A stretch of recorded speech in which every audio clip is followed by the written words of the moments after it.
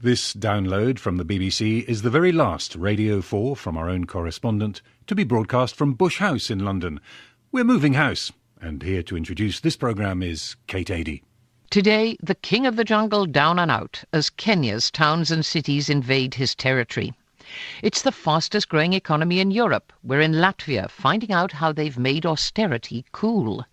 A fungus that attacks caterpillars is transforming fortunes in the high Himalayas. And the BBC World Service moves house and leaves a building filled with the ghosts and voices of the past. Driving into town from Nairobi Airport, you used to be able to see zebra, giraffe and wildebeest roaming free from your car window. And there was a sign at the side of the road saying, "Welcome to the green city in the sun." Well, these days, the city stretches all the way to the airport. There are no longer any wild animals to be seen, and there's no longer a green city. Much of what used to be parkland has been built over. And it's a similar story throughout Kenya. The population's exploded. Urban areas consume more and more countryside each year. And all this, Natasha Breed tells us, is disastrous for the wildlife. The sign at the entrance to my neighbourhood read, "To all our dear residents, lion seen Makoma Road." The area borders Nairobi National Park, and we're used to hearing lions calling at night, and sometimes leopard and hyena too. But the idea one might encounter a lion while opening the gate was rather thrilling. It felt a bit like 40 years ago, when a cricket match at the local primary school had to be abandoned, while the delighted children, my brother among them, watched from the safety of the classrooms as lions strolled across the pitch. However, I wasn't destined to have to complete the 100-metre sprint to outrun a lion to get to my front door, as I had to go away. But when I returned 6 weeks later, there was a new sign. "Be aware, lioness along Makoma Road," along with an emergency number to call. And evidently somebody called the number as action was taken. One lioness was shot, and another, together with 4 cubs, taken to the Nairobi Animal Orphanage until a decision could be reached about their future. And then newspaper headlines screamed in unison. "Death of lions, a big loss. King of jungle down and out. Furious villagers slay 6 lions. Hasira Hasara" in one of the Kiswahili papers, meaning the damage of wrath. While each editorial differed slightly, the photos all told the same story. Grisly images of the limp bodies of lionesses being hefted into a park vehicle by uniformed rangers while a spear-wielding crowd looked on, as well as lurid pictures of punctured, blood-stained animals being exhibited, heads lifted by the ears, eyes staring unseeingly, tongues lolling from gaping mouths. 2 of the lions were cubs. In the early hours of the morning following an attack on a flock of sheep and goats, furious villagers, armed with traditional weapons and using vehicles to herd the marauding lions together, made a distress call to Kenya Wildlife Service and then held the lions at bay until rangers arrived. The rangers tried to placate the angry men, who demanded a veterinary officer be brought to sedate the animals and take them away. After an hour, though, the villagers' patience finally ran out, and 6 lions were attacked and killed, all in the space of 10 minutes, according to the press. 2 others escaped. Historically, after rains, lions leave the park following herbivores, which disperse into outlying areas. Not so many years ago, the migration of zebra and wildebeest between Nairobi and Amboseli national parks was second only to the Great Mara-Serengeti migration. But whereas there used to be a wildlife corridor of land where both prey and predators could spread out, now human habitation blocks the animals' way. Inevitably, predators encounter livestock and subject heavy losses on pastoralists and farmers alike. There's no denying that to a stockman the loss of any livestock is drastic. The danger of coming into contact with a predator while trying to protect one's herds considerable. Paula Kahumbu, chairperson of the Friends of Nairobi National Park, makes regular visits to the adjoining community. She tells me the pastoralists have reported frequent attacks on their livestock in the past 6 months and have demanded compensation for the loss of their animals. While there is a government policy in place to pay compensation for loss of life or injury to humans caused by wildlife, none exists to replace lost livestock. This incident serves to highlight the challenges faced by lion and other wildlife in Africa today. Combined with the burgeoning human population, land use policies are changing. Space is precious. There are now thought to be only 20,000 lions in Africa. Like many wild animals, lions survive by moving, as zebras, wildebeests and antelopes follow the rain for fresh pasture. Predators follow the herbivores. But in Kenya, with human habitation spreading out across the country, the animals' habitats are becoming no more than islands in a sea of humanity. Is there really room for lion in developing Africa? Naturally, the welfare of humans takes precedence over that of wild animals. Yet in Kenya, tourism is one of the main sources of revenue, contributing significantly to the economy.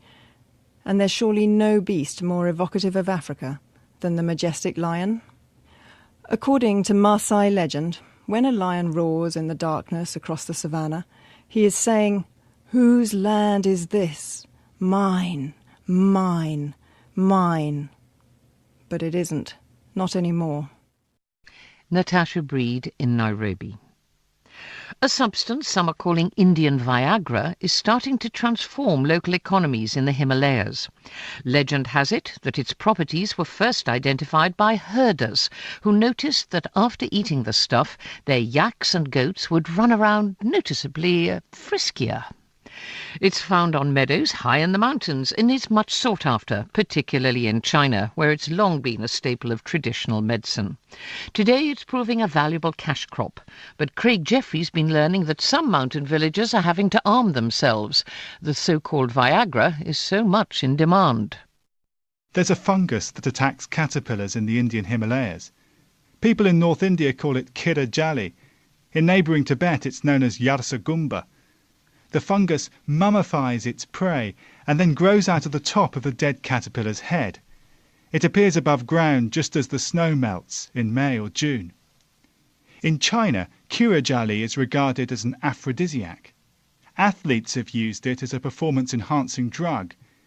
For villagers in the Indian Himalayas, it's a source of income.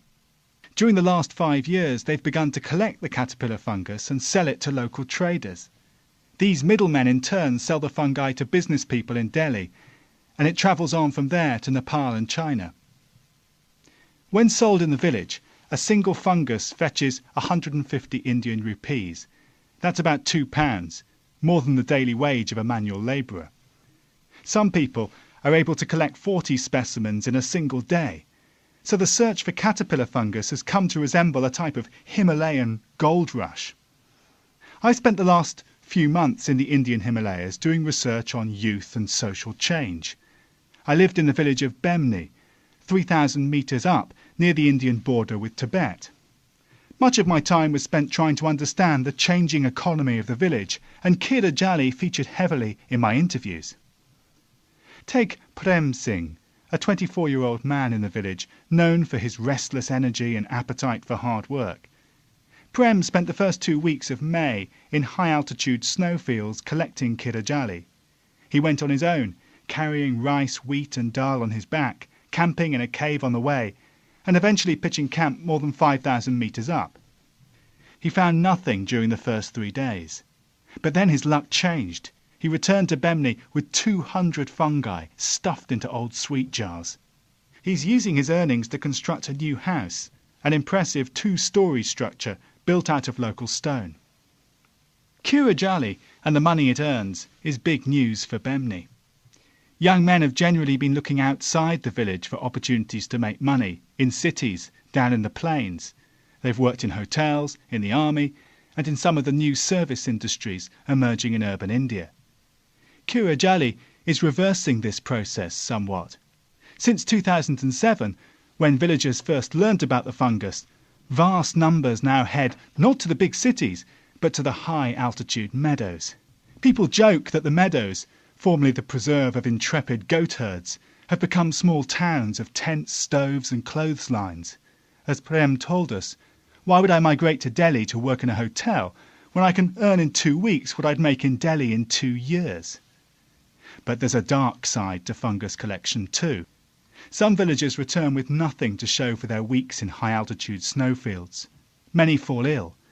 Searching for the fungus involves lying on your front, elbows dug into the scree and snow, scouring the ground in front of you for nothing larger than the stalk of an apple. It's freezing cold, there's a howling wind, and your lungs ache. People often return to the village with snow blindness, painful joints and problems breathing. One person died recently as a result of the altitude. Another man fell into an ice crevasse and was only rescued by villagers 13 days later. He'd lived on drips from the glacier. Apparently he's back collecting Kira Jali this year. The fungus business is also generating rivalries. There are two villages that are at loggerheads over access to a high-altitude meadow where Kira Jali is especially abundant. They have to carry guns on their trips for the fungus. There are other risks too. It's legal to collect the fungus, but not legal to sell it. 2 years ago, a confidence trickster arrived in Bemni and promised people he'd get a very good price for their crop. He disappeared with people's fungi and has never returned. Because Kira Jali is part of the black market, the villagers couldn't complain. Last year, young men from the village tried to sell their fungi in a local town. Someone in the village tipped off the local police, who intercepted the young men on the road and seized their entire crop. Imagine the heartbreak as they trooped back to the villages. The men had nothing to show for weeks in the bitter cold, while the police no doubt profited from their booty. But people seem to take these risks in their stride. As Prem said to us, you've got your risky work and your safe work. Kira Jali is the risk, local manual labour is the safe option.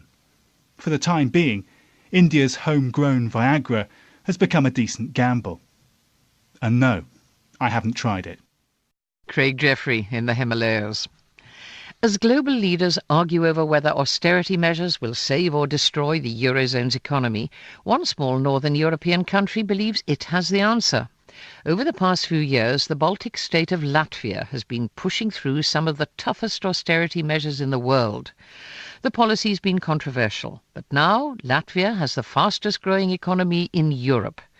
Damien McGuinness in the capital Riga has been finding out what lessons can be learned by the rest of the continent.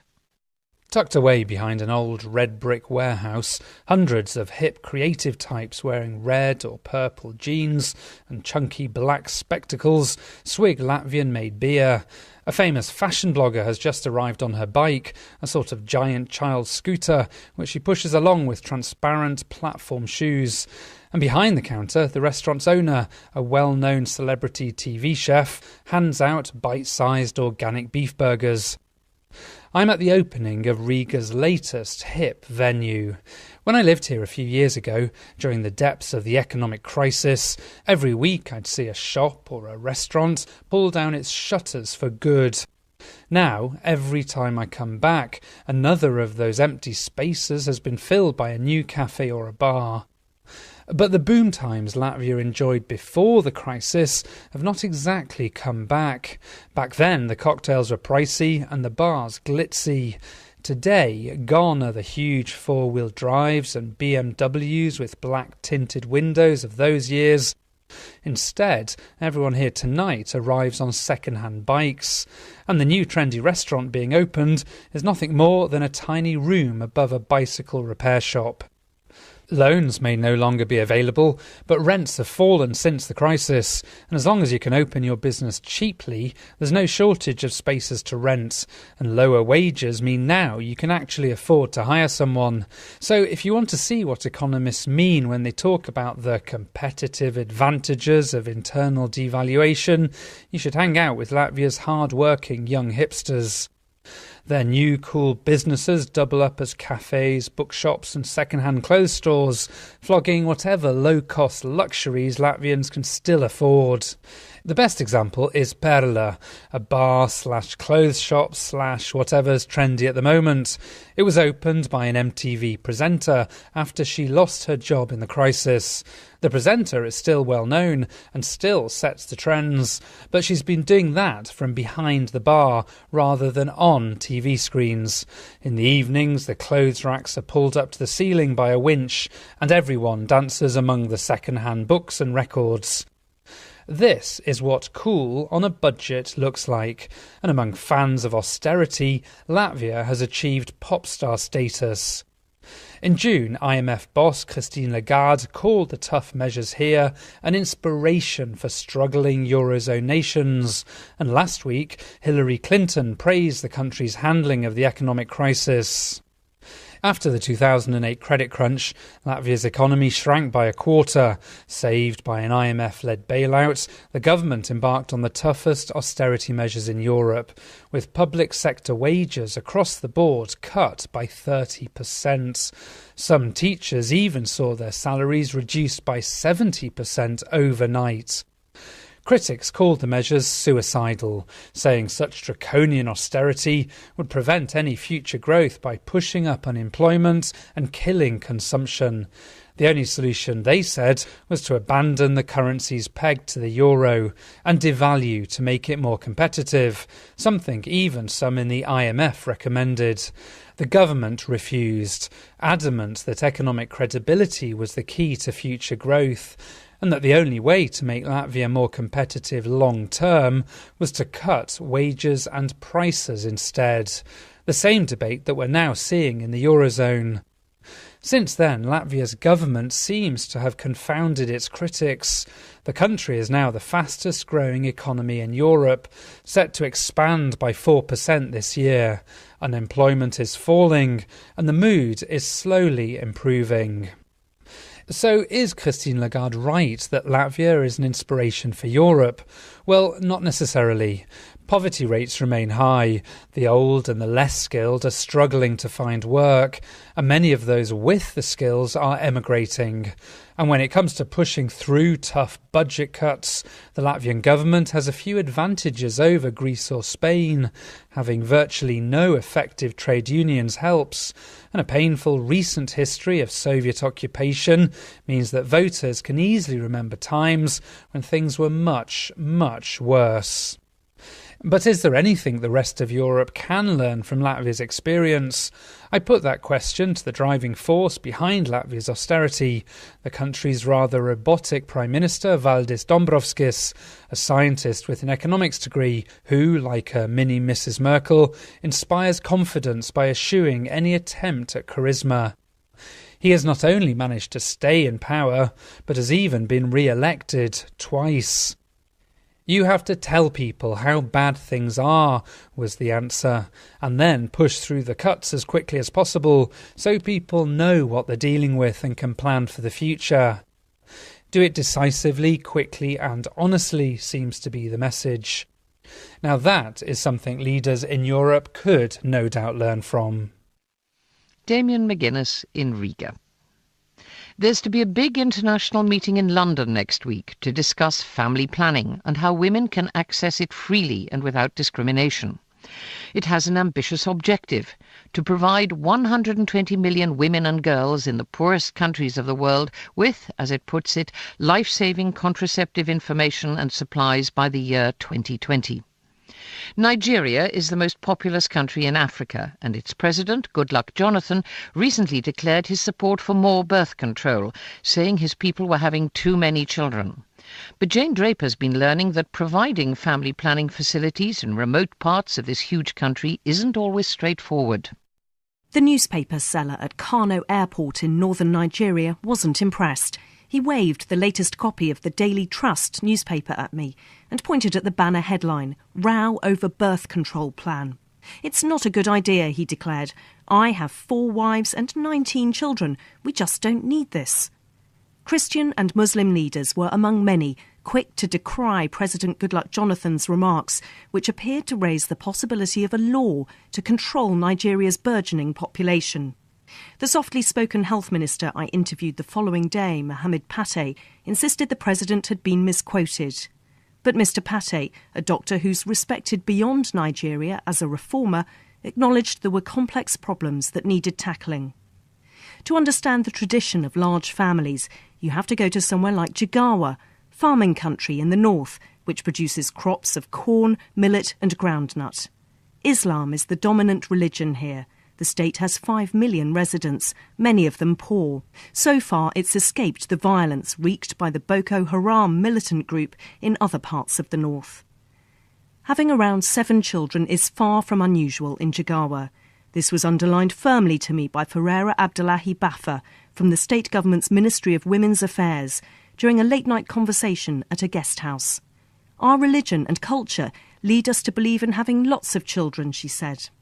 As Ferreira told me, even mentioning family planning can be difficult. Better to talk about child spacing and play up the idea of a pause of at least 2 years after each birth. It's a philosophy which suggests Nigerian families will continue to be bigger than Western ones for some years yet. At the moment, only about 10% of Nigerian couples use contraception. Here in Jigawa, it's little more than 1%. Until recently, there was hardly any family planning advice available and very few contraceptives. These days, there is some improvement, thanks in part to British foreign aid and expertise. But clearly, there's still a long way to go. On dusty ground near a basic clinic of 2 adjoining huts in Katika village, Zalia Al-Hassan, a mother of 8, quietly told me she was pleased to have received a contraceptive injection that will protect her from pregnancy for several months. After her 6th child, she had 2 miscarriages. Later, through a translator, we talked as I sat with her on the floor of her nearby mud-built room. It occurred to me that while I might have sympathised with her plight, she probably pitied me, a 42-year-old career woman without a husband or children. At another simple clinic, this time in Nasarawa in southern Nigeria, about 40 women sat on chairs under the shade of orange trees and listened keenly to a talk by Zainab, a midwife working with a British charity which provides reproductive health care. Different methods of contraception were explained and samples were passed around. The women were quick to ask for information about side effects. The female condom was greeted with gales of laughter. As with the women in the north, they preferred forms of contraception other than the daily pill. An injection or implant is more convenient, their effects are longer lasting, and the women are able to plan their families where necessary without their husband's knowledge. Justina Friday allowed me to watch as a small contraceptive implant the size of a hair grip was inserted under the skin of her left arm. Baby Peter, who'd screamed relentlessly at the threat of being apart from his mother, lay alongside her throughout. The procedure took just a couple of minutes. It was performed hygienically and with deft efficiency. Justina was told to use the other arm while pounding her food during the next week. No doubt she's young enough at 27 to have more children if she wishes, but if she decides to keep the implant in place for a full 3 years, she'll have given herself the break from parenthood that she was hoping for when she came to the clinic. Planning the size of a family is mainly women's business here, but a few men attended the clinic in Nasarawa, and I met others who, whether doctors, trainee health workers or project leaders, were highly committed to improving Nigeria's services. Mike Egbo, who runs a health systems programme, had been described to me as a passionate advocate of better family planning. What drove him? "Thank you for asking me this, Jane," he said, and went on to describe how his mother died in childbirth in her 40s.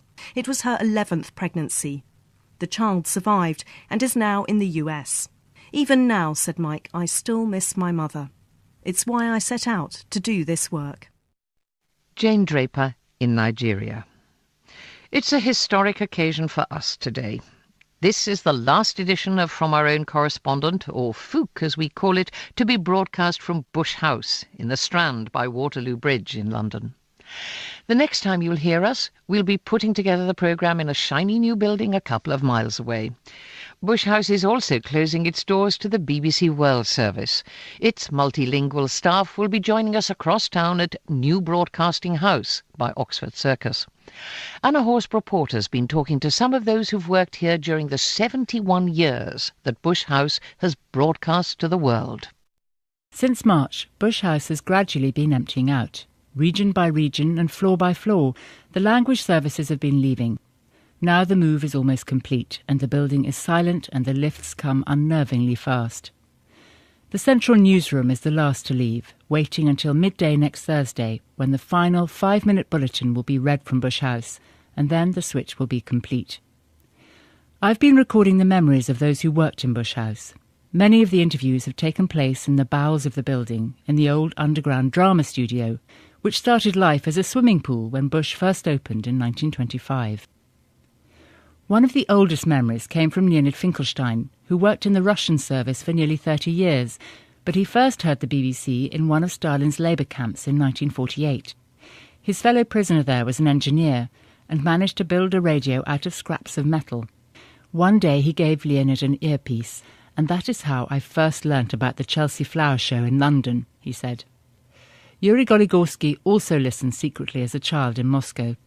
Every morning his father would close the windows to avoid detection and turn on the radio for the daily 6:45 a.m. Russian service broadcast. Yuri told us how his family would analyse what they'd heard. He told me long conversation ensued after broadcast, perhaps 15 minutes of programme, and 2 hours discussion followed. Years later, when Yuri worked in Bush House, whenever he sat down at a microphone to broadcast, he said he only ever had one listener in mind, always a picture of my dad. It was Yuri who masterminded one of the landmark broadcasts from Bush House. In 1988, he sent a letter to Downing Street asking if Mrs. Thatcher would take part in a live phone-in to Russia. It was the first time anything like it had been attempted. There was no direct dial to the UK from Russia. Every international call had to be booked through an operator. Yuri's sleepless nights ended in triumph, however. They had over 800 calls from Russia, so many so that the telephone exchange in Covent Garden was overloaded. The Daily Mail ran a cartoon about it, showing 2 burly prison guards at a salt mine somewhere in Siberia, dangling a scrawny dissident between them. The caption read, "Was it you who booked a call to Mrs. Thatcher?" Many of the stories told about Bush House centred on the canteen, the melting pot of the building. I remember it at lunchtimes as a kind of friendly but overwhelming Babel, each table occupied by a different language service, all competing to be heard in the cavernous underground room. At its peak, the World Service was broadcasting in 45 different languages from Bush House, which allowed for some fairly niche specialisms. A Welsh service transmitting to Patagonia, and Portuguese for Jersey, targeting all the expat hotel staff who worked there. Graham Mitten, who was head of the Hausa section, remembers receiving letters addressed to the Queen, care of Bush House, and once a sole envoy from Hadejia in northern Nigeria arrived at reception asking for the Hausa service. He'd been sent by the Emir to buy hospital equipment in the UK, and on landing at Heathrow, only knew one building in London to go to. Graham took him on to the Department of Trade. Now, as I get ready to leave Bush House myself, it's the sounds from the building which will stick in my memory. The female voice in the lifts announcing each floor in her peculiar but very familiar clipped tones. Lily Bolero, the World Service's signature tune, originally an Irish jig by Purcell, played so many times that it must be impregnated in the walls by now. And finally the noises from the Strand, which so often came in through the windows as we worked, the traffic and sirens, but also the frequent demonstrations and noisy gatherings outside. Bush House is on one of the main arteries into Trafalgar Square, and we'd often stop work to peer down at the protesters marching past, shouting their slogans. After so many years and so many millions of spoken words broadcast from Bush House, now it waits in limbo for its new future, still filled with the ghosts and voices of the past. Anna Horsborough Porter at Bush House, a building many are sad to leave. And that's it. We're back next Saturday after moving house. Do join us. Goodbye. Zebra, giraffe and wildebeest roaming free from your car window. And there was a sign at the side of the road saying, "Welcome to the green city in the sun." Well, these days, the city stretches all the way to the airport. There are no longer any wild animals to be seen, and there's no longer a green city. Much of what used to be parkland has been built over. And it's a similar story throughout Kenya. The population's exploded. Urban areas consume more and more countryside each year. And all this, Natasha Breed tells us, is disastrous for the wildlife. The sign at the entrance to my neighbourhood read, "To all our dear residents, lion seen Makoma Road." The area borders Nairobi National Park, and we're used to hearing lions calling at night, and sometimes leopard and hyena too. But the idea one might encounter a lion while opening the gate was rather thrilling.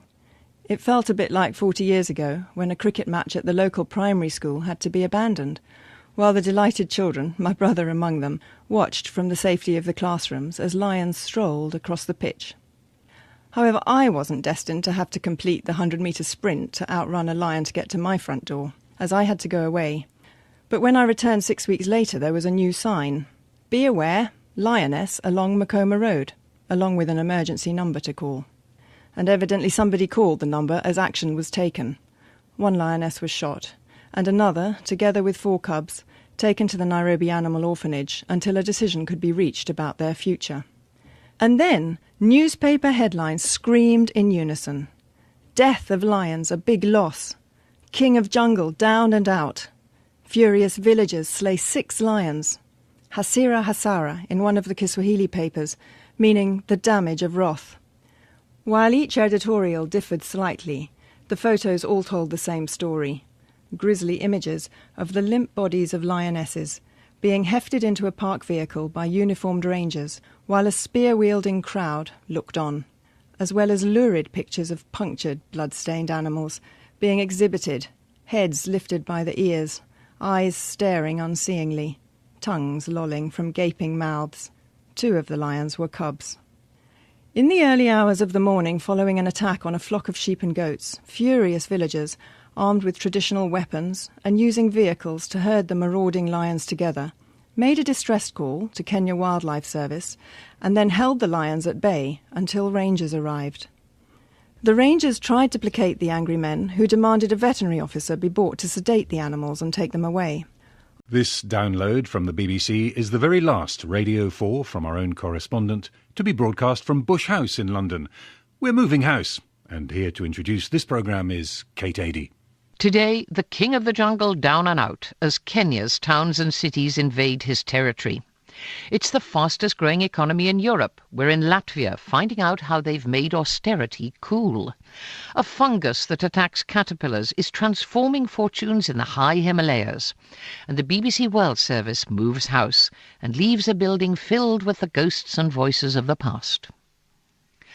Driving into town from Nairobi Airport, you used to be able to see